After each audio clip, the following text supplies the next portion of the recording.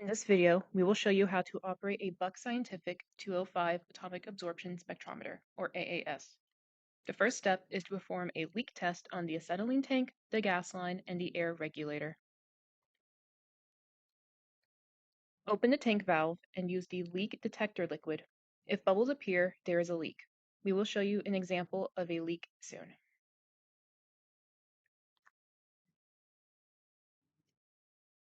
If there is no leak, open the regulator and perform the test on all the joints where it connects to the valve and flashback arrestor, as seen here.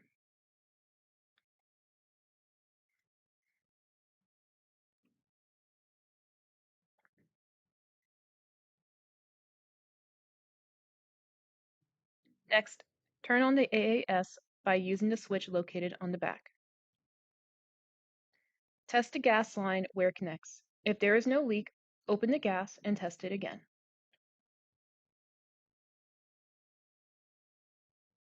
Test the air regulator for leaks. Here, the bubbles indicate there is a leak, so we will tighten the bolts and test it again.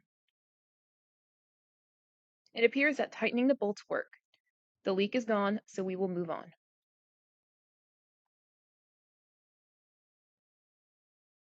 Open the fuel switch and open the fuel by turning the knob counterclockwise until the gauge shows a pressure between 4 and 5.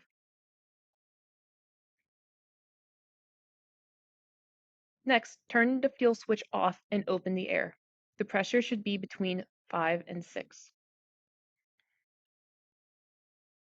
To light the flame, turn off the air, flip the fuel switch on, and turn the air back on. Carefully light the flame using a long-handled lighter.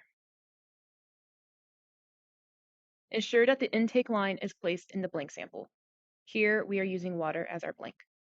This orange flame isn't what we want, so we will increase the oxygen using the air regulator until we get a blue flame. Record the wavelength of your cathode lamp after carefully removing it. Here, our wavelength is 324.8. It is important to use the lamp of the element you wish to test for. Here, we are using a copper lamp. Adjust the wavelength on the AA using the knob on the side.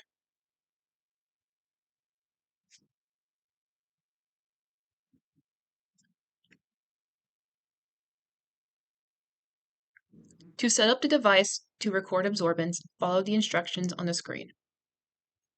Here, it tells us to press AZ to AutoZone, then Align. We then pressed the Escape button and waited for the blank's absorbance to appear.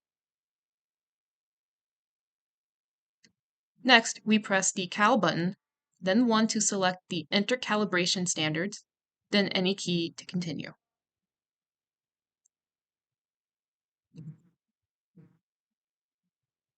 Now, we can enter the concentration of our first sample using the number pad.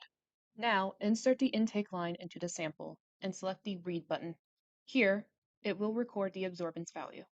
Use the arrows on the keypad to enter the concentration of your samples and repeat the process to record the absorbances.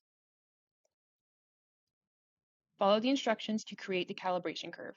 Here, we pressed Escape, then 7. Here is our calibration curve. Here is an example of the calcium absorbance measurement in a sample of DI water versus tap water. Notice how the flame goes from blue to orange when the intake line is dipped into the tap water. To shut down the device, turn off the fuel switch and the air. Close the acetylene tank valve, then turn the fuel switch back on. Ensure that the flow meter reads 0. This means that the line is empty. Now, close the tank regulator valves.